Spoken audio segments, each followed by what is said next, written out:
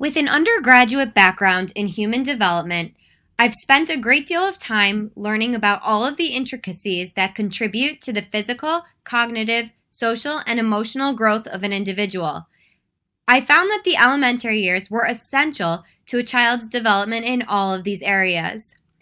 Therefore, in addition to teaching students the skills and understandings they need to reach specific academic goals, it is a priority of mine to use education as a means to developing a child wholly. Throughout my time at Teachers College, my conceptualization of what teaching and schooling looked like evolved. I quickly realized that too often students are expected to adapt to the school environment they are placed in, and this does not always ensure that all students are engaging in educational experiences that are meaningful to them. By enlisting a capacity-oriented mindset and gaining an understanding about who my students are as individuals, their interests and passions, their academic strengths and needs, and their communities outside of school, I hope to then develop curriculum and pedagogical practices that are inclusive, responsive, and fulfilling.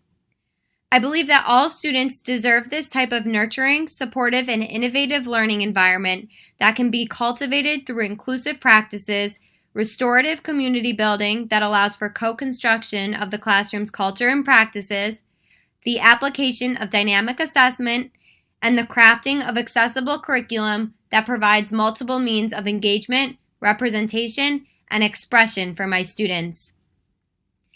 As I reflect on my critical special education semester, I can see that my understanding of inclusive education has strengthened.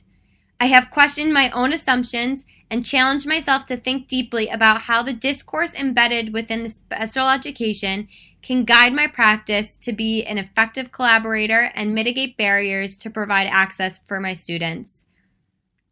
By approaching inclusive education from a DSE perspective, I am acutely aware of how students and teachers can be positioned within the classroom as a result of ideological systems that are ingrained in our society.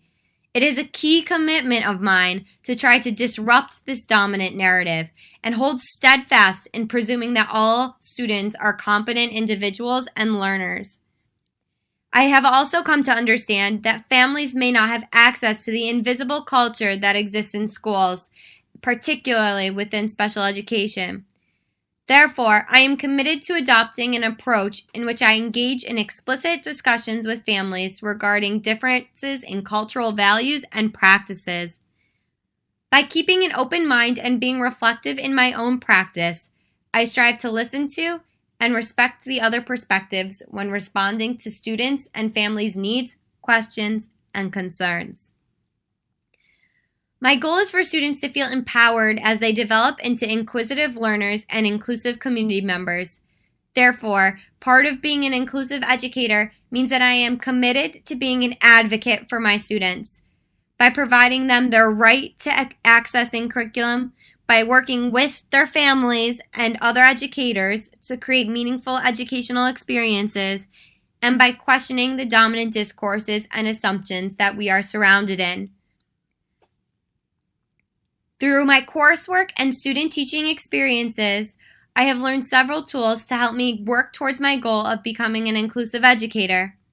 The various themes and key commitments in my portfolio, grounded in scholarship, encapsulate this teaching philosophy and the pedagogical practices I strive to continue to enact in the classroom.